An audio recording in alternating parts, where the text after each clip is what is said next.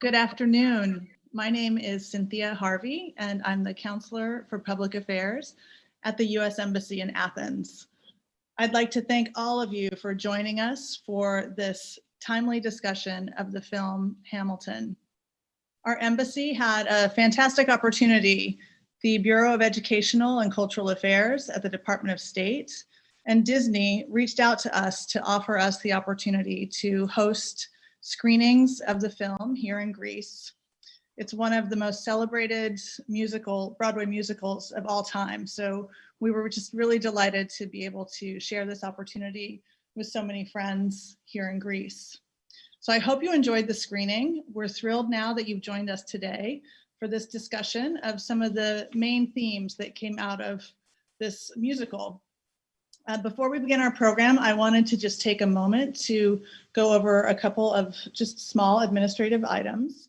To start with, to let you know that we do have a panel of several participants who will be leading our discussion today for this, and this is a live discussion.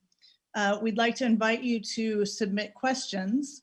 So to do so, please put them in the chat box. We welcome your questions in Greek or English, and you can submit them at any time throughout today's program. I would like to pass it over now to the U.S. Ambassador to Greece, Geoffrey Pyatt. He is going to give us some opening remarks before we begin the program. So without any further ado, Ambassador Piatt, the floor is yours. Great, thanks, Cindy. And again, kalispera, everybody. I want to say how thrilled I am that we're able to host this conversation this afternoon. And of course, huge thanks to our really distinguished panelists for joining this discussion. I should also say thank you to Disney and all of our colleagues at the Bureau of Education and Cultural Affairs for arranging this special screening. The timing couldn't be better, of course. It comes right in the middle of our national election process in the United States and is a reminder of the fact that for all of our hundreds of years of experience with our democracy, it is still very much a work in progress and rests on the human values and the norms that go back to the stories that are told so well in the Hamilton musical. So the timing is perfect. Of course, Broadway musicals are one of America's few original art forms. So this is a really special opportunity for us to hear from some distinguished artists from across Greece, their reflections on what they saw and heard in the musical. It's especially nice to be doing this here in Athens, of course, because so many of the ideas that inspired our founders in terms of rule of law, the importance of an informed citizenry, democracy itself, all found their inspiration in classical Athens. And it was, of course, all of our founders were well educated in the history of Athenian democracy, and it was very much an explicit inspiration as they worked through the hows and the whys of our young democracy. And of course, this found an echo 40 years later in the Greek independence movement, and I'll probably come back to that in my concluding remarks. One of the things that I really appreciated about the film, aside from the fact that it does a fantastic job of sort of capturing the live Broadway experience on the screens that we've all spent so much time with over the past few months, is the way in which it really lifts up the idea that the American project, American democracy, is something which is constantly being improved. It rests on the resolve of our citizens all to build a better and more just future. And I think it's quite important that the cast is composed largely of minorities, which sends an important message about the diversity that is one of America's greatest strengths. And of course, Alexander Hamilton himself, an immigrant to America, whose immigrant experience finds its echo even today with the hundreds and thousands of successful Greek Americans in the United States. The other thing that makes this an interesting story to be to be listening to here in Greece, of course, is that the Hamilton musical tells the story of the creation of the American federal system. The Federalist Papers, which I know Ari has probably read and memorized, which laid out the great debate that our founders had over the relationship between the states, which is the same debate, of course, that the sovereign states of the European Union have been engaged with as the EU, another work in progress, has shaped its response to the global pandemic, to a series of financial crises. Greeks, of course, are deeply familiar with the issues of national and supranational fiscal policy that animated Alexander Hamilton's tenure as Secretary of the Treasury. And now, of course, we're all familiar with the phrase Europe's Hamiltonian moment, as the European Monetary Union made some really important decisions in terms of moving ahead with a common debt instrument. So a reminder that history matters, and as an amateur historian myself, I appreciated that.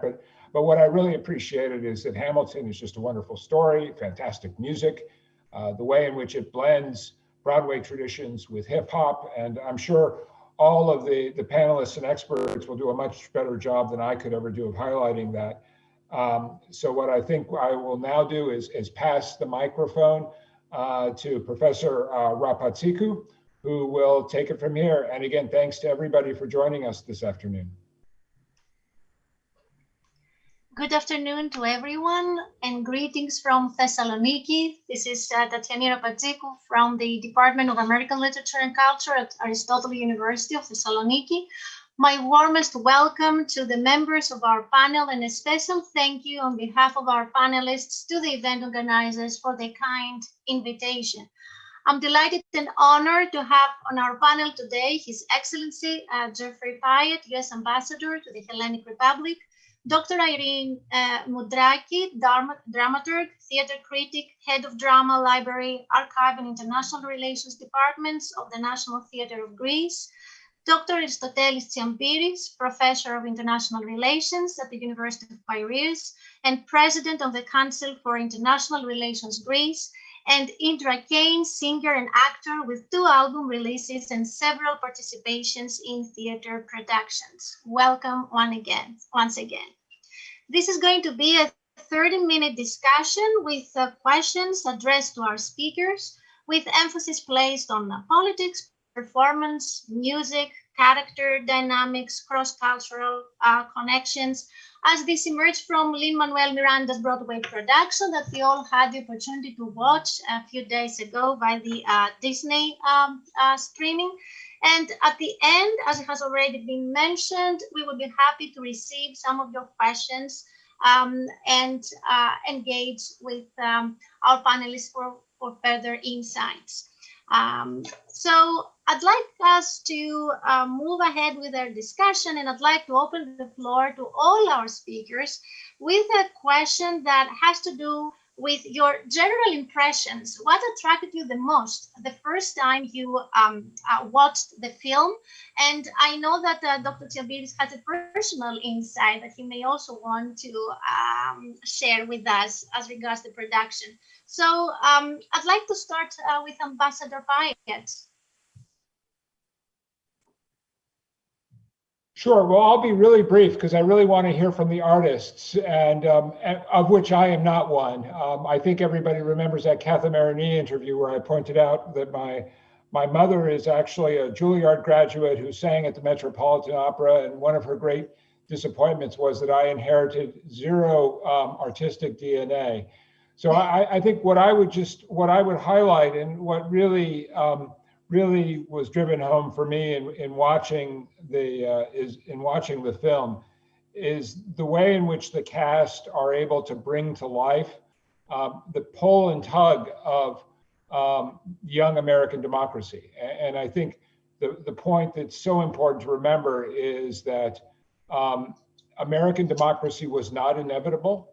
It was a bold experiment at the time. The rest of the world was ruled by monarchies and dictators. And our founders, finding their inspiration in classical Athens, decided to embark on this great experiment. And the success of that experiment, and you'll remember the act where King George expresses his skepticism about whether this motley group of colonists is going to be able to pull off this great experiment. But this experiment, which rested on norms and values, it succeeded beyond all expectations and eventually became a new international norm. But it's not one that we can take for granted. It's one that has to be protected and reinforced by law, but also by citizens.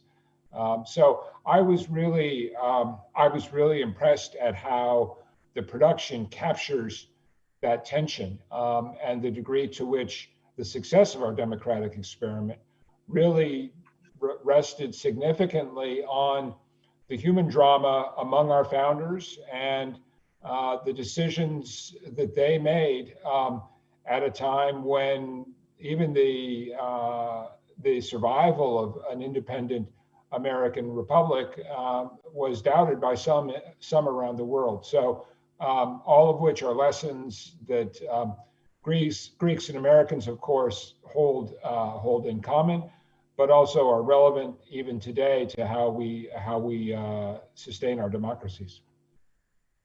Thank you very much. And indeed, it is a performance with multiple tensions, but multiple insights into political history and how everything started and how everything has evolved. Dr. Tziampiris, would you like to offer your own insights and probably personal experience? Thank you very much. You built it. I was fortunate enough to see the play on Broadway with its original cast back in what probably was 2016. And then 2 years ago, on my birthday, no less, I got to have dinner with Ron Chernow, on whose book Hamilton the play was based. And we talked a little bit about Hamilton, mostly about Washington, to be honest. But when it comes to this play, as I was watching it, two things struck me. The first one was the audacity of the endeavor. Broadway is notorious for people losing money. It's a very flimsy proposition. Imagine someone coming and saying, yeah, I want to do a Broadway play about a founding father, dead white, who's not really that well known, never became a president. There's no monument for him in DC. And did I mention the cast is going to be minority and the lyrics are going to be rapped? This is an audacious proposition. And I think it's testimony to the tremendous creative forces of American popular culture, which I expect to come back with a vengeance after the pandemic. The second thing that struck me, and I was thinking this as this was happening, was that this play is the rare thing where on the one hand, it's very progressive, and on the other hand, it's very conservative and traditional. Let me explain. Obviously, when you're rapping and you have primarily actors of color portraying founding fathers, this is something new, and we can talk about why it's significant, and it's on purpose. But at the same time, and here is my academic background, a lot of the history that is done today is about identity, things that divide, social forces, microhistory, very important things. Almost no one reads them, but they make contributions, but not Hamilton. Hamilton is very traditional in portraying and explaining politics. Politics are about people, with imperfect information, making difficult decisions in times of crisis, often in close meetings. That creates a lot of empathy. We see them duel, fall in love, have illicit affairs, argue. This is very near what actual politics really happen on the ground. Of course, there are larger forces at work, but what Ambassador Pyatt said, I think the play makes clearly, there was nothing determined about this. They made decisions, and this is a traditional way of looking at politics. And did I mention the music? Phenomenal. Thank you so much. It's absolutely true what you said about the different perspectives that the particular play brings together. And I really like the fact that you placed emphasis on empathy. We'll come back to that. And I'd like to ask Dr. Mountraki about her opinion. Thank you. And I was really impressed while watching Hamilton as well, mainly for the following two reasons. First one was the production itself, the simplicity that the director decided to tell and present the story. No intention to impress us, clear story, direct messages, true people, scaled action, minimum of scenery, pale costumes, wonderful actors and dancers, bodies and voices on the front line. Contemporary music, hip hop and rap dynamic language, following the intensity, I would say, of this pursuit of independence, the pursuit of a better world. The second factor is the way it treats history and brings it on stage. It is a great issue, how do we deal with and how do we understand history? And if we can ensure that we learn from our past. Hamilton, I think it's an exemplary production on this, because it combines in the best possible way the possibility that theatre provides to be a medium for education and culture for a vast audience through the experience of the performance, but also at the same time to remain enjoyable and very contemporary.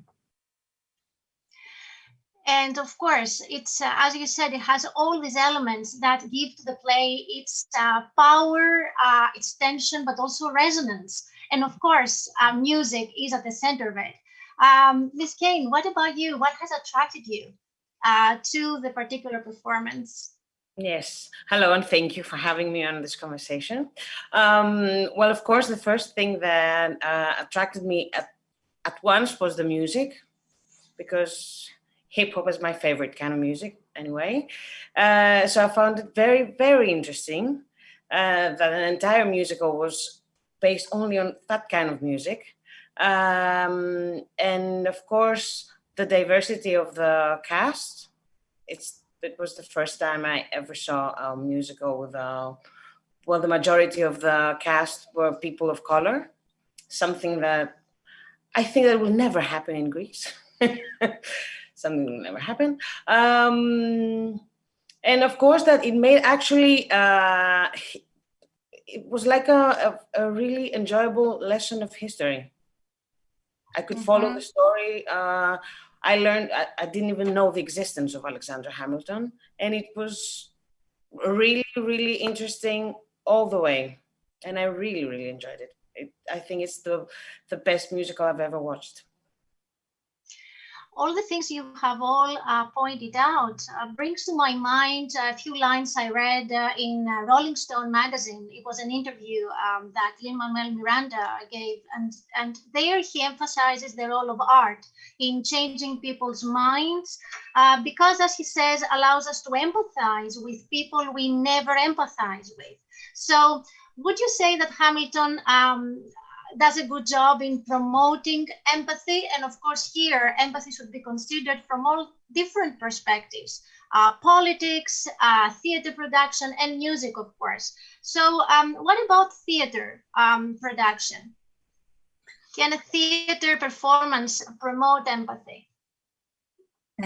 I would say that art changes everything. Art, and especially theater, is the medium for people to understand not only themselves, but also the other.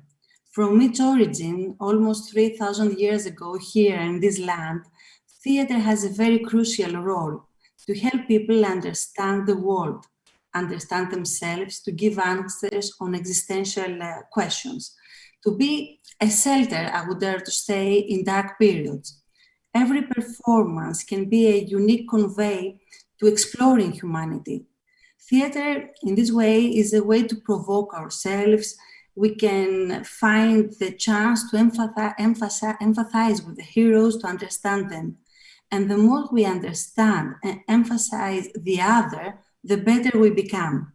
And I think this is why art is so important in our life, because it includes, I would say, a little bit of divine element. And we must not forget that in difficult circumstances like the one that we are in due to the COVID situation, art is more than ever important. And I think Hamilton talks about this with the best possible way. Definitely, theater has a big role to play in all this because of its educational potential. But what about politics? Dr. Tziampiris, you did mention empathy earlier, but together with empathy in this particular performance, there is a level of complexity as well, due to the fact that we have a race-diverse cast standing for white American male politicians. So how can empathy be achieved here? I think that is on purpose. The reason I have to agree with, the creator's argument about empathy, Hamilton is a celebration, but it is not a hagiography. It does not portray people, even founding fathers, who are perfect. They're actually flawed individuals. They fall in love. They have illicit affairs. They fight duels. They're ambivalent. Sometimes they're contradictory. And that, I think, creates empathy for the characters, because we're not presented with monuments or with people who are above reproach. They're great individuals, consequential individuals, but people who are deeply flawed. And they set standards which they themselves fail to meet. And I think the minority cast is a reminder of that. Let me just explain this a bit. When we say all people are created equal, we mean all people. That was clearly not the case during the founding of the Republic.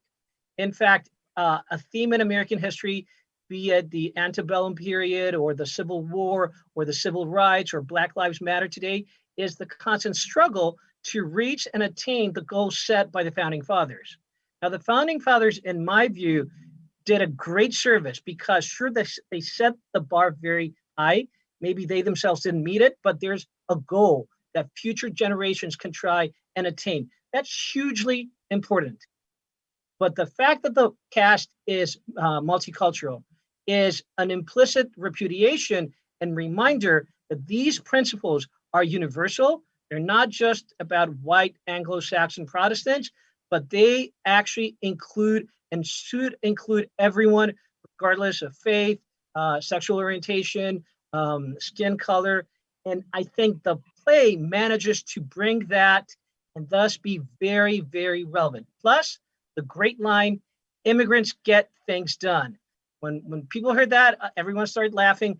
It's actually very relevant to our day, to our age.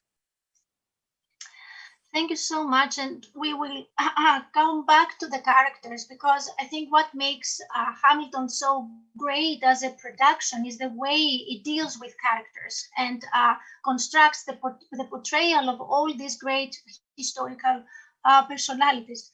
Excuse me. I'd like to return to empathy and music, and I'd like to ask Ms. Kayne if she could elaborate a little bit more on how this is achieved in Hamilton, but also whether you could consider the role of hip hop and rap dynamics in the performance. And here I'm thinking about in terms of language, in terms of rhythm, and also in terms of choreography. So how will these come together and how effectively they are used in the particular performance in order to achieve empathy, but also to communicate the messages of the particular production? Yes. Well, hip hop is very current kind of music. It's today's most popular music, I think.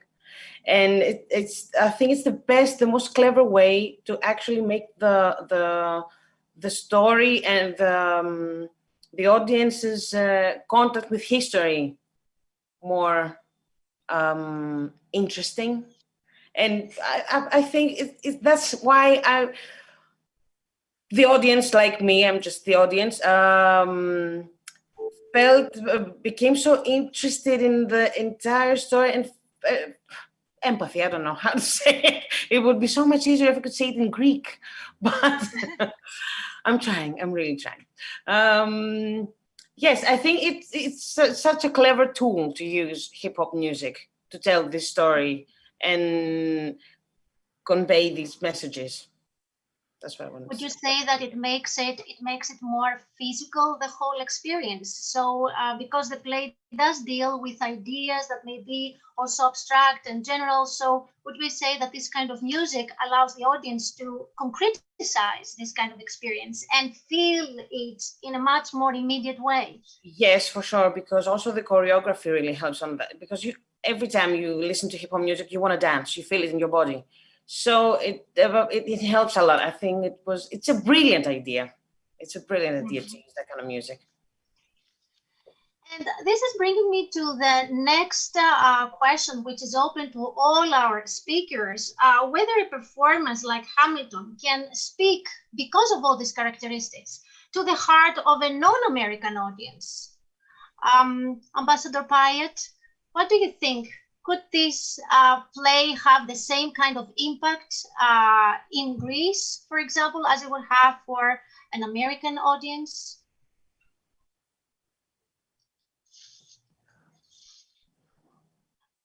We can't hear you. Yes. That's a good question. And it really goes back to something that Ms. Kayne said, which is everybody loves hip hop. Not everybody loves reading history. And the subset of people who like reading American history is even smaller.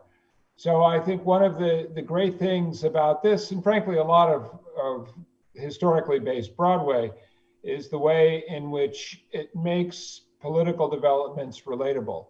And you can see that, in how successful, for instance, Broadway musicals are in London.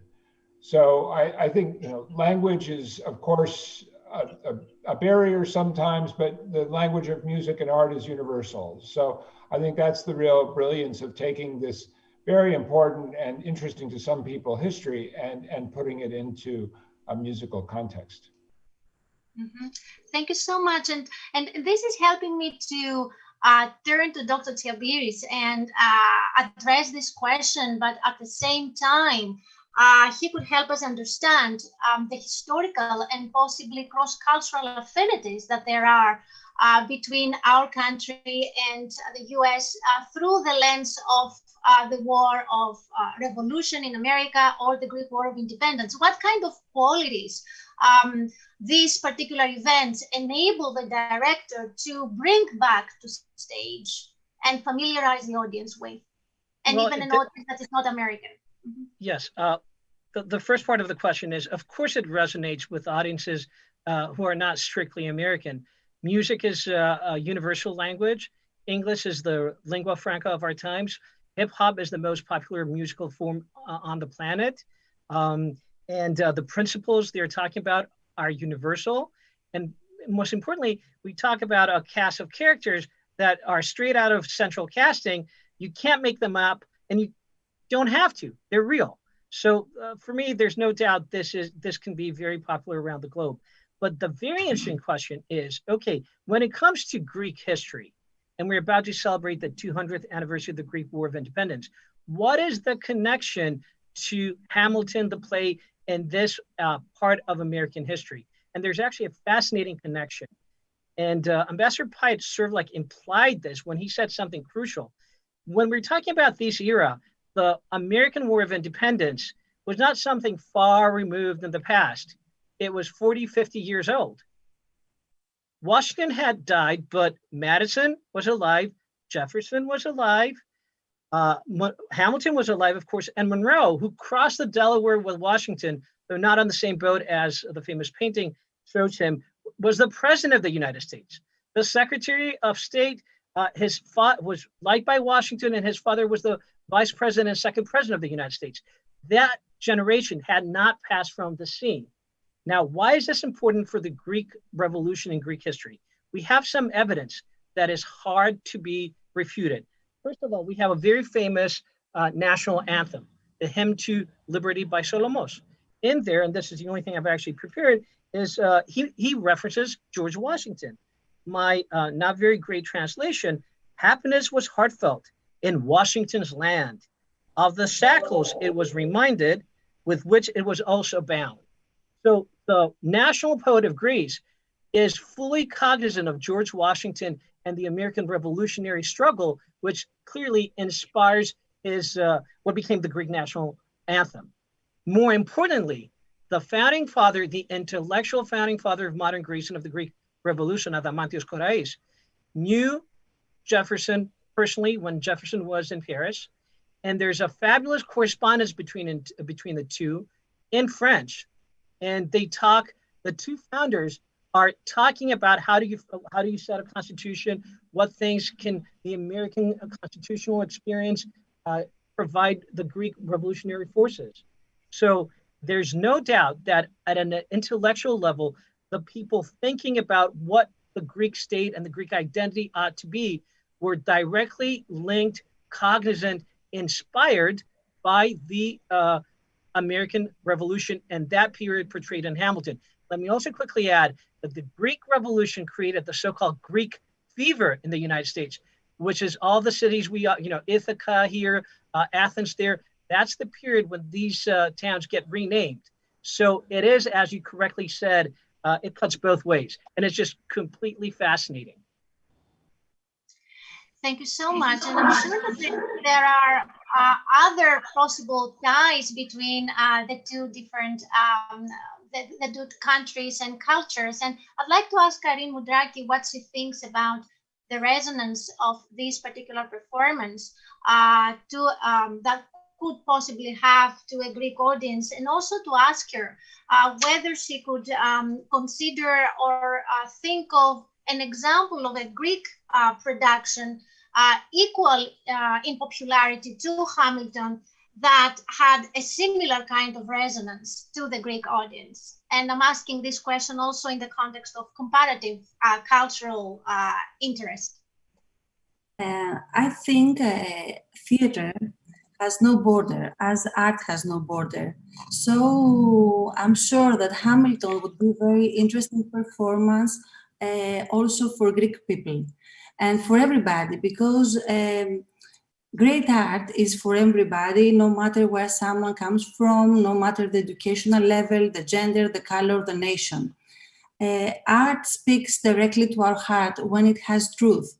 And what is very important about the Hamilton production, it is that we see true people with their problems, their dilemmas, their ambitions on stage.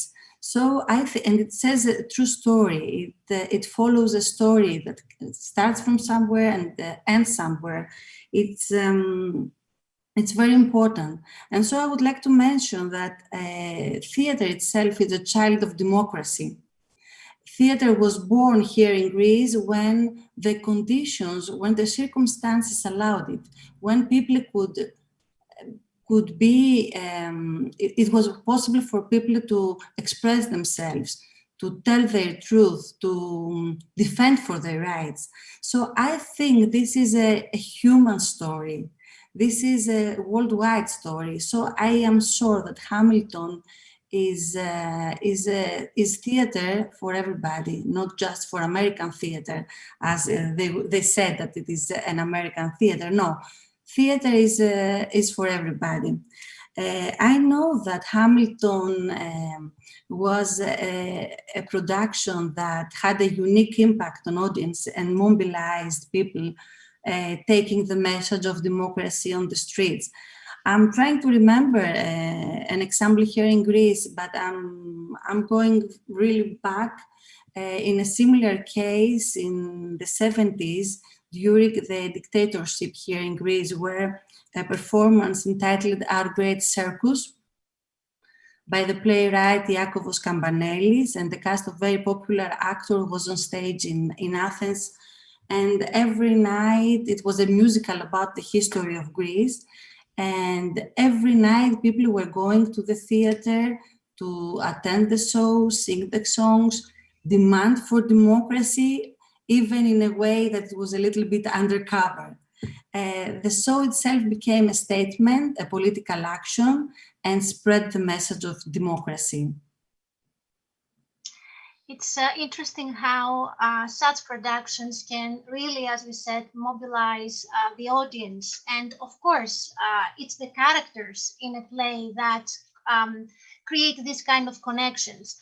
We have been talking about the founding fathers, or been talking about the great men in the context of the Greek Revolution, but we should consider the female characters, I think, in production. And of course, the two characters that stand out for me is Eliza Hamilton and Angelica Schuyler, two different personalities in their very own special way. So when it comes to Eliza Hamilton, it's the line that comes at the end of the performance that really drew my attention, where she says that when my time is up, have I done enough? Will they tell my story? And I consider this to be a gesture of generosity, but also social responsibility as well, considering the fact that at her time, she was a woman confined within certain roles as a sister, as a wife, as a mother. But at the end of the performance, she feels that she has something different to give, which at the same time reconfigures her whole presence in her society. What do you think, Ms. Kayne? We could start with you with just a general kind of impression. I got the feeling from that line that it was all about how she done a good job spreading the word about her husband. Mm-hmm. Yes, and his legacy. And his legacy. So at that time, there was actually there's always a strong woman behind a strong man. So at that time, it was impossible for anyone to pay attention to the woman behind the strong man. So I'm sorry, I lost the. Don't worry, don't worry. What I wanted to say, I'm so sorry. But would you say that she's promoting gradually? I mean, we see her emerging Yes. from the subservient role that she had before to a much more powerful woman, taking on different initiatives, gradually becoming an activist, an archivist, a philanthropist through the activities. So it's interesting the kind of messages somehow that the production is trying to communicate as regards female characters. And Dr. Mountraki, I'd like to ask you as well, and then I'll pass on to another question relating to Angelica Schuyler, and I'll ask the other speakers as well. But what do you think? I think it is a fact that we have no control on how we will be remembered. We do not know how our kids, our friends, the people after us will remember us. And it is important who tells our story. It is very important because she or he that will decide to tell our story, it will bring to light some certain aspects of our life and of the things that we have done. And art, among others, is a way to preserve the stories of the people from its origin to nowadays. I think that we have to keep in mind that Eliza was not only the spouse of the founding father Alexander, as you said, or the daughter of another powerful man, or the mother of 8, I think, children, I may not remember well the number.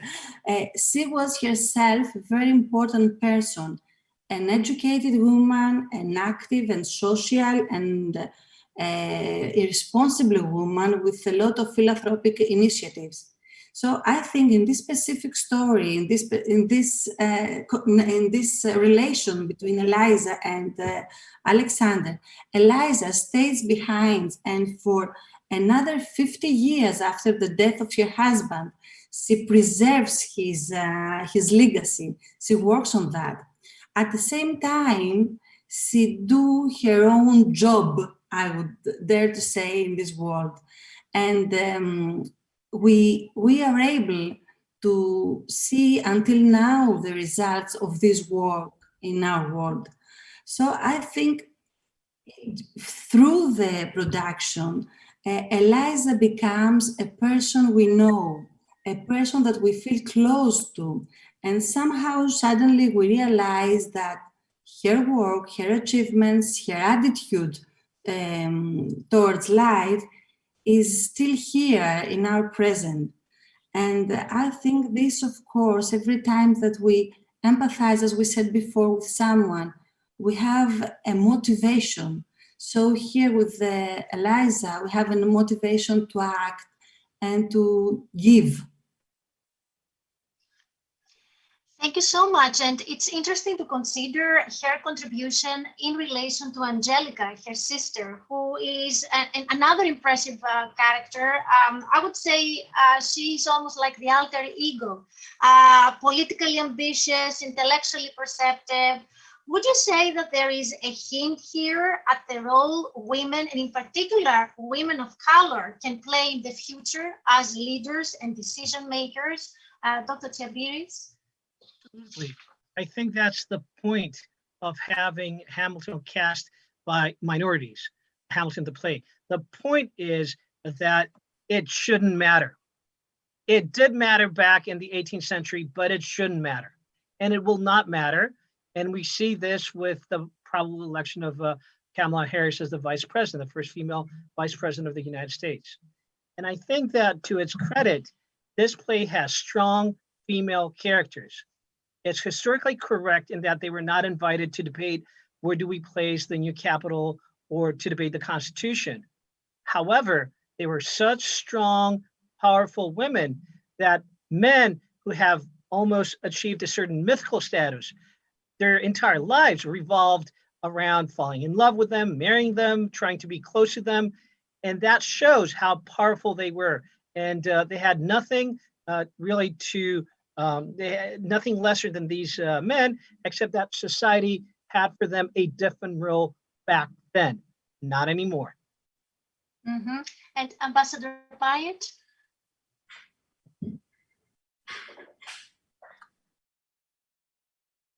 We can't hear you. Could you just unmute the microphone? Sorry, I still make that mistake. No, I think what really resonated with me was the last scene where Eliza is talking about the history.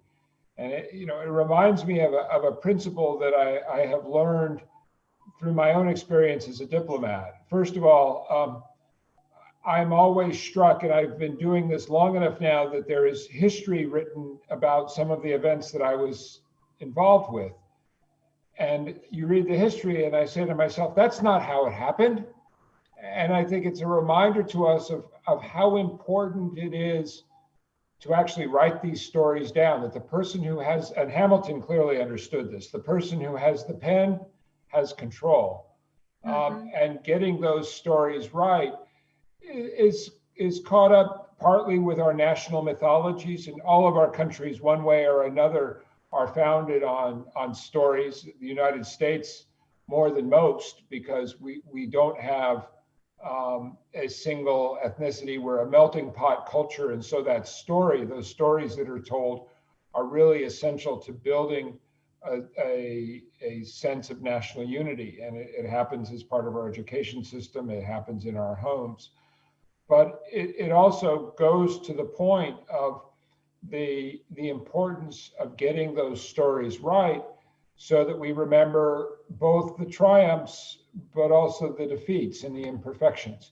And that's a really hard thing to do, because when you write your own history, of course, everything that you thought of was brilliant and everything the other person thought of was ridiculous. So that was the part of the story that really resonated with me. Mm-hmm. And it's interesting that Eliza writes the story afterwards with the help of her sister. So there is another underlying message of collaboration in the process of writing history, how important it is.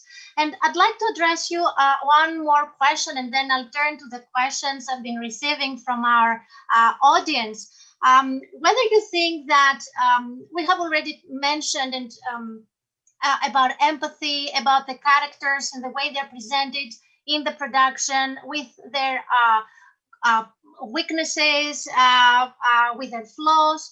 Would you say that Hamilton and its success lies in the fact that it doesn't present the founding fathers as mythical personalities, and in this way does it try to pass on a message of a much more humane model of political leadership. Dr. Tziampiris, what's your opinion? I have to agree, with a possible exception of Washington, who really towers above them all. And it's very interesting how Hamilton writes the farewell speech, but Washington repeats it and elevates it. I think that is correct. With that possible exception, we're not going to touch Washington. I think that part of the success is that these are clearly extremely talented individuals, individuals who actually have a crucial historical role, but they're far from perfect. And that makes them, it makes the audience able to relate to them. And it's something that can be discussed, debated, enjoyed. And I think that is brilliant on behalf of the creators. And Ambassador Piatt, what do you think?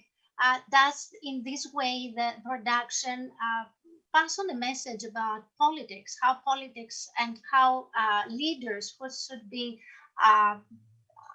communicating nowadays, accepting who they are, accepting their pros and cons, and not losing, of course, touch with the community?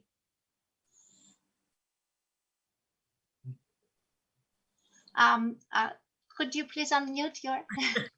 We all have to acknowledge to begin with that Hamilton was a huge success because of the music. I mean, that's, people go to Broadway for the spectacle. And you start with the music, the production value, the staging, then the characters, and Ari talked about the compelling characters, and then the story. But at least for American audiences, of course, we all know how the story ends.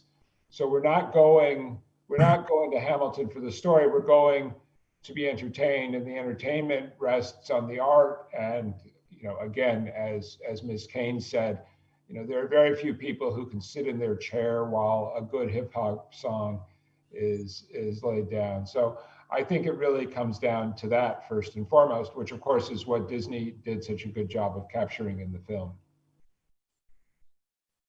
Thank you very much. And I think I can look at the questions that the audience has been sending to us. And there is a question posed by Dionysius Xigakis, who is asking whether we believe that the US today would be very different had the revolution against the United Kingdom failed.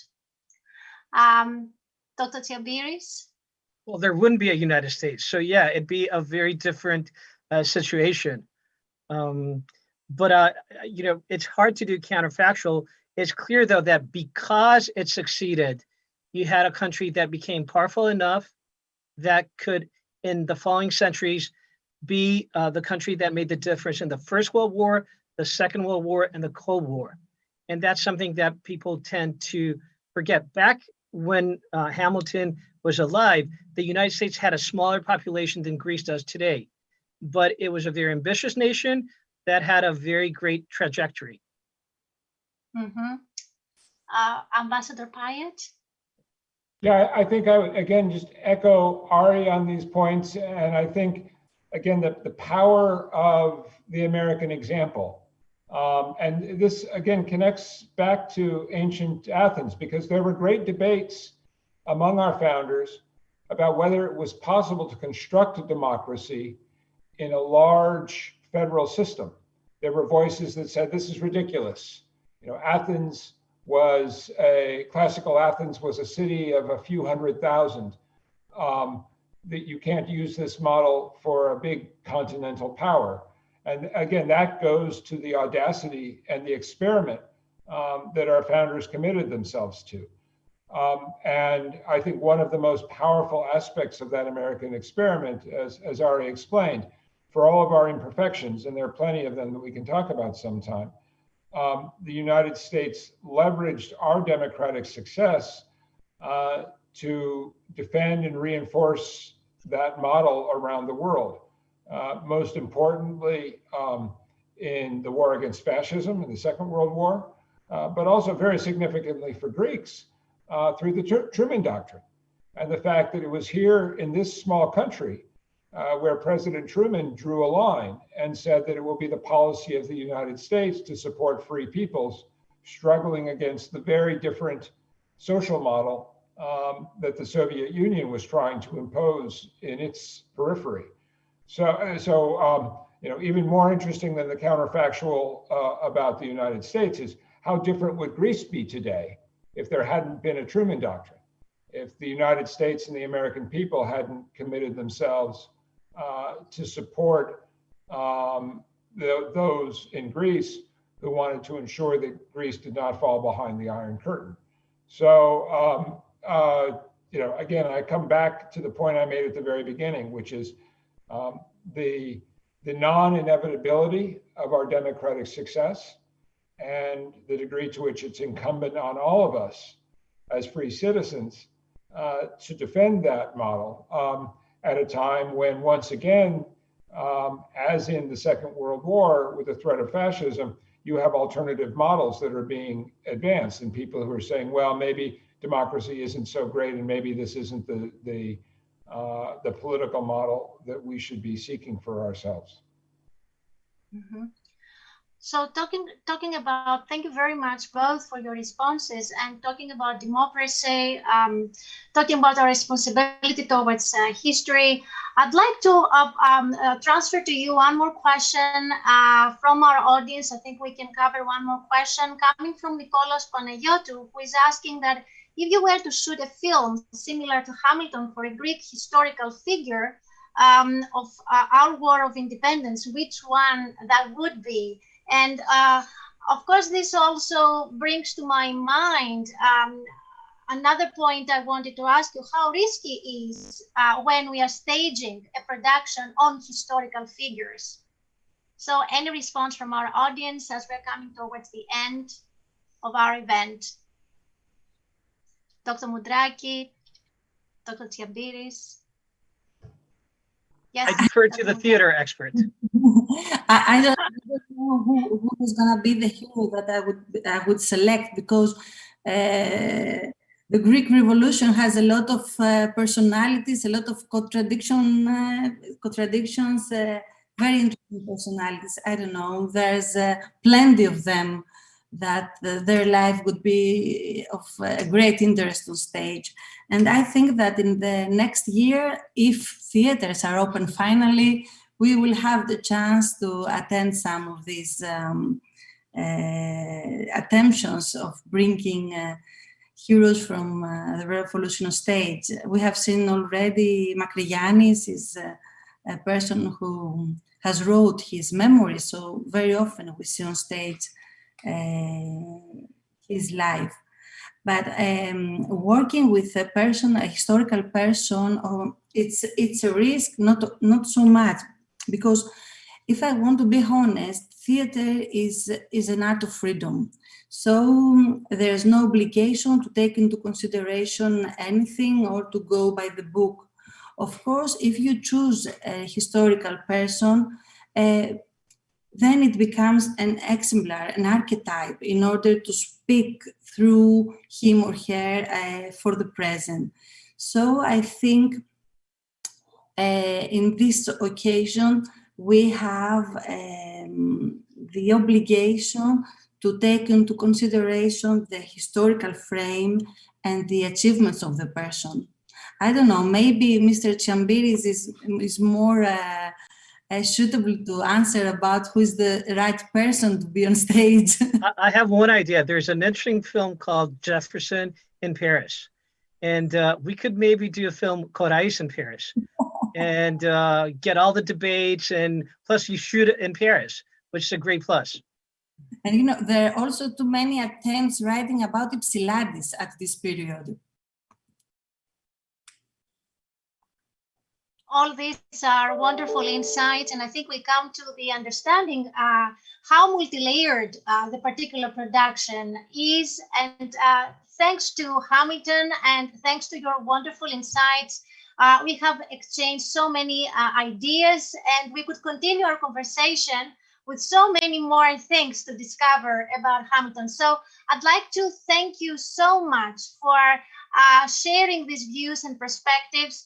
each one of you, Ambassador Pyatt, Dr. Mountraki, Idra Kayne, Aristotle Tziampiris, thank you so much for being with us this afternoon. And of course, our audience for numerous questions and great insights. Thank you very much. Thank you for having us. Thank you very much.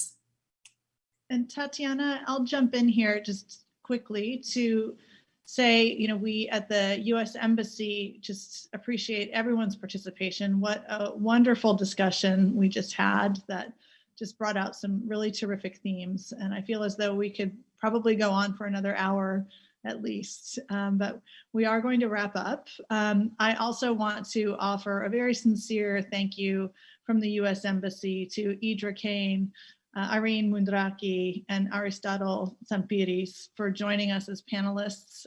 Your time and your energy really means a lot to us, and we hope to have the chance to work with you again. Special thank you to our moderator, Tatiani Rapatzikou. It was lovely to meet you through this process and hope to have the chance to meet you in person again someday soon.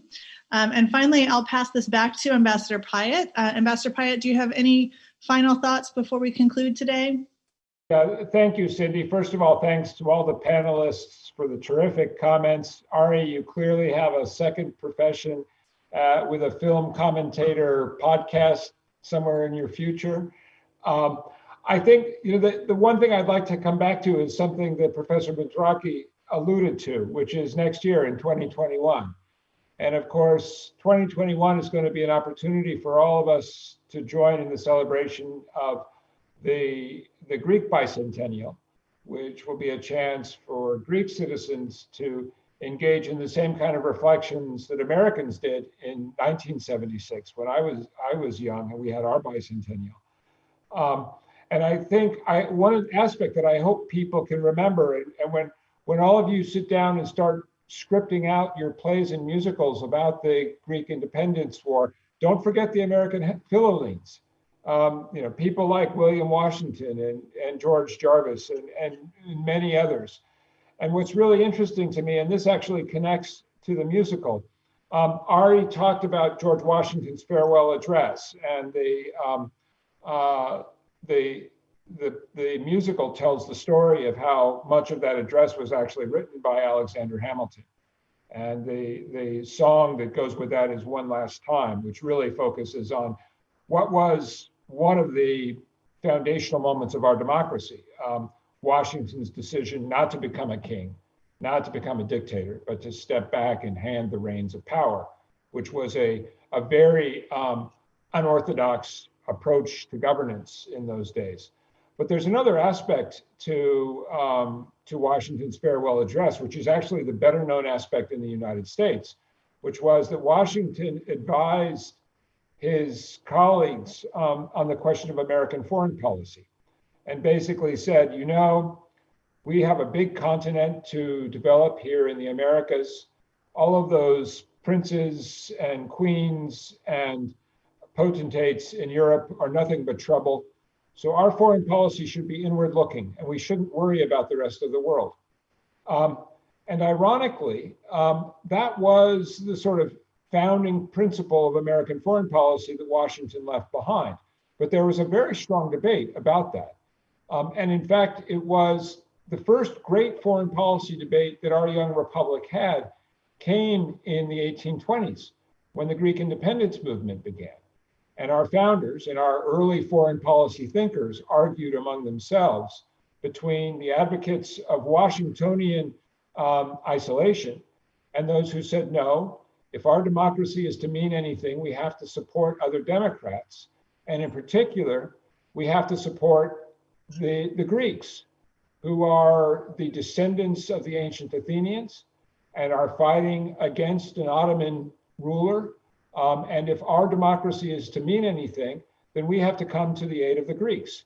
And that's what created the American Philhellenic movement. It's the reason you had boatloads of food and weapons and supplies, which came a very long way across the sea in wooden ships to supply the American Philhellenes. I spent a wonderful day this summer in Hydra, learning a little more about the the history of the American Philippines on that small island, and the way in which, again, these crazy young Americans came over to provide support and inspiration to the Greek independence fighters. So it's a really wonderful story. It clearly lends itself to some hip hop interpretations. So Ms. Kayne or somebody else, let's stay in touch on all of this. And for my part, I look forward very much to continuing this conversation, and really do want to echo Cindy in saying enormous thanks to everybody for sharing their time, but also so many terrific ideas. Thank you very much. Okay, thank you all. Goodbye. Thank you. Thanks, everybody.